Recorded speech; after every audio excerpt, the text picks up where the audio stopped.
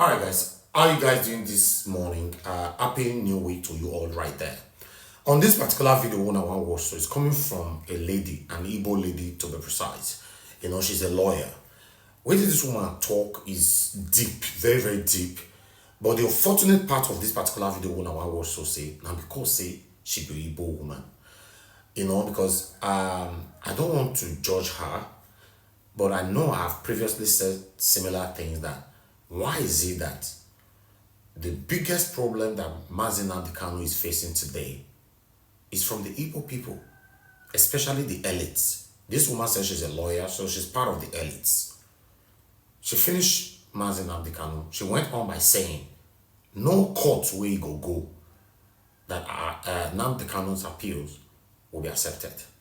In fact, Nnamdi Kanu is supposed to get a maximum sentence, which is death penalty. This is shocking.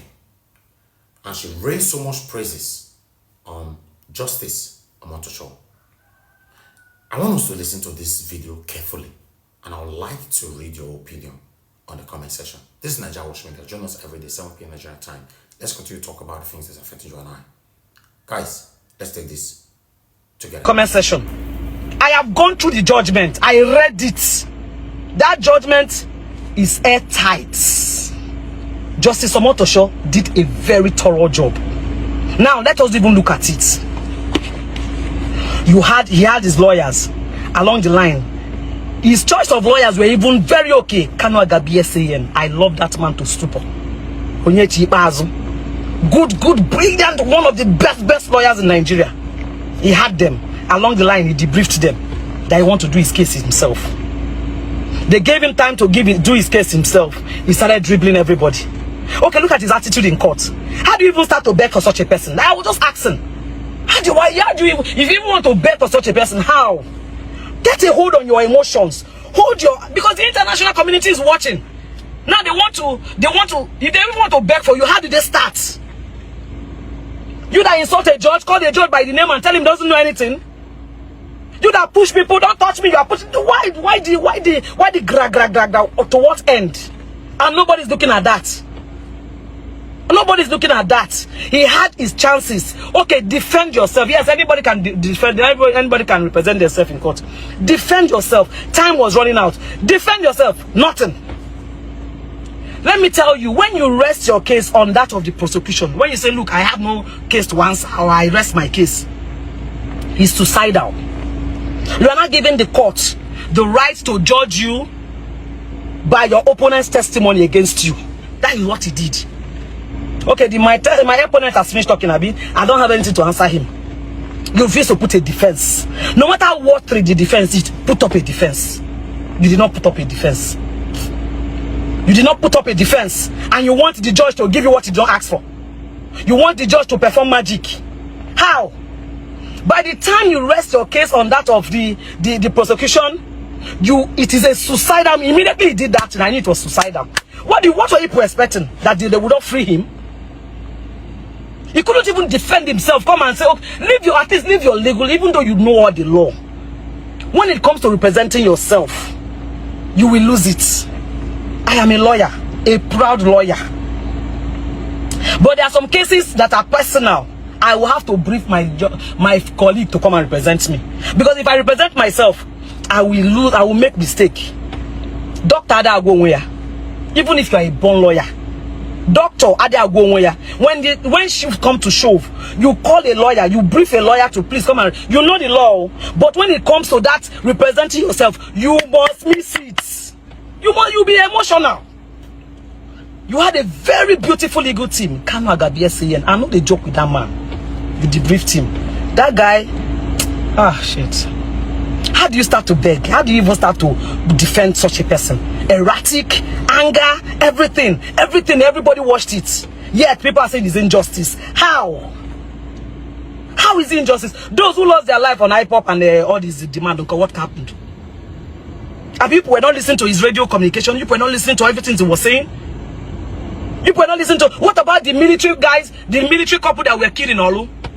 The video was there, the woman was beheaded, her vagina was cut off. When I don't see the video, how do you see white and call it black? How is it injustice? Who will give those ones justice?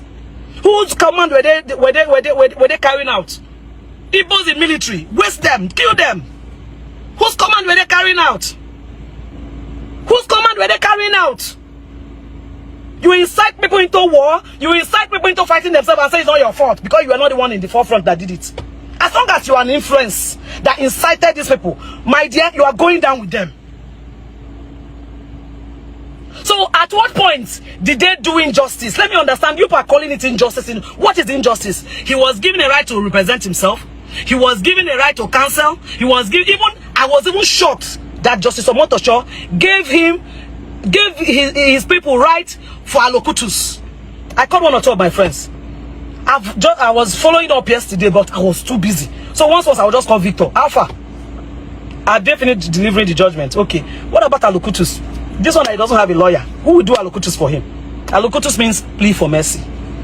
I was so happy when Justice Omotosho gave them the microphone. I said, since you're a legal consultant and you have been coming to court for him, please, I will not shut him out from allocutus. Say he's allocutus or say something about allocutus. That is plea for mercy. And this Mr. Obi, he used to be my friend. Mr. Obi took the microphone and said talking. I listened to his speech. I listened to his legal counsel's speech. He was given all, he was given all the rights for fair hearing. Up to allocutus. He was given all. There was no comma, no mistake. That's why I said that judgment is airtight. It will stand any appeal, even before God and man. That judgment will stand any appeal. And my only fear is that if he stands appeal, I pray they don't give him the maximum punishment. Maximum punishment is death. Death sentence immediately. So now, I'm even surprised that the judge was mindful enough to reduce it to just life imprisonment. At least life imprisonment. At least being alive and serving a life imprisonment, there is hope that one day something will happen. But what about death sentence? He did not even pronounce the maximum that was required by law. He gave him life, which is fair. But you people don't understand. That's why you are emotional. What if it was death sentence? What you not going to talk? The death sentence they give him before Friday they don't buy him. What you not going to talk? Like, what are the reason? How do you feel about the sentencing of Nnamdi Kanu? Do you think it was a fair verdict, or do you think they would have been lenient in some sort of way? To be honest with you, when I saw this news here, I was devastated. I cannot picture what he has done to deserve that kind of sentencing. It's not as if they caught this guy with weapons or something like that. Even the way they brought him back to Nigeria, it was uncalled for. Do you think it was a fair verdict? The injustice was very present in Nnamdi Kanu's case. The way he was abducted, wrongfully convicted, Justice Omotosho ignored. It was quite shocking. People have done 10 times worse. Even our former President Buhari violently said that Nigeria will go on flame, blood will spill. Nobody asked him any questions. The government of Buhari judged that government. That man wrecked that country. The sentencing was very, very harsh. Yeah, Nigeria being Nigeria, the conspiracy was just way too high. Definitely, everybody can see what's happening. It's just sad. It was, I feel so sad. I feel like crying. They made my day so bad.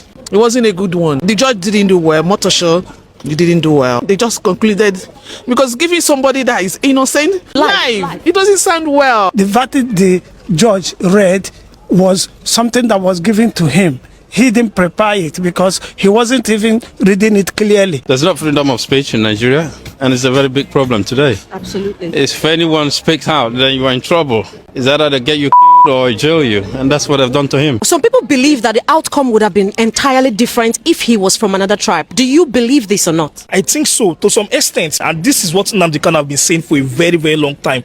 The tribalism in Nigeria is just way too much. Yeah, because he's an Igbo man, that's why they sentenced him to life. So that's the problem we're facing. Yeah, because they know the force he has. He seems to be the lion, you know, amongst others. So what they've done is cut off the head of that, you know, taking the crown off the king. Yeah. So they know the others, they can easily deal with those ones. They don't have as much balls, you know, compared to Kanu. What exactly was the crime he committed in the first place that warranted his arrest? To me, there's no crime he committed. He went to Kenya. They kidnapped him in Kenya and brought him to Nigeria. And since then, they've been maltreating him up to today. This was something he said with his mouth. It was just only spoken. Was verbal. It was verbal. So me, I don't really know what else they are not telling us unless there's something they're not telling us. But if it's just for spoken words, you cannot give a man's life in prison just for spoken words. Regardless of anything, even though he was responsible for that, but life for him is preposterous. Yeah, that's ridiculous. Yeah, We have lots of bandits in Nigeria, and nothing is done to them. So the president, to address the major issue in the country, he decided to use this Nnamdi Kanu to cause a lot of distraction. What is one thing you want to say now to Nigerians watching the justice system fall apart? Awata and Southwest is coming to us because we're turning a blind eye, we're turning a deaf ear because it's happening. Multi-day South turn. After Ilorin is Osogbo. After Osogbo is Ibadan.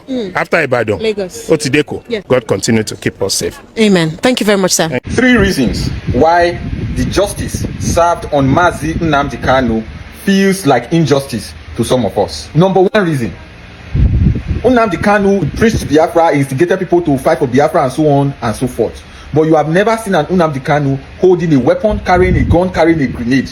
But these are pictures of actual terrorists who unalived Nigerian soldiers, unalived Nigerian policemen, eliminated women, children, civilians, men, holding meetings with government officials. Holding weapon alone in Nigeria is a crime in itself that can send you to jail. If I am holding an AK-47, I can go to jail for it. But these are people holding weapons and doing meetings with high-ranking government officials in the north. Number 2, if Nnamdi Kanu was from any other part of Nigeria, Nnamdi Kanu would be a free man. How many of you remember the man called Sunday Igboho, who led the Yoruba Nation movement, who the DSS invaded his house, who escaped to Benin Republic, who weapons were found in his house, who charms and everything were found in his house? As we speak today, Sunday Igboho is a free man. Sunday Igboho is a free man, has no case to answer against the federal government. Similarly, terrorist sympathizers in the north, instigators in the north, are today free people.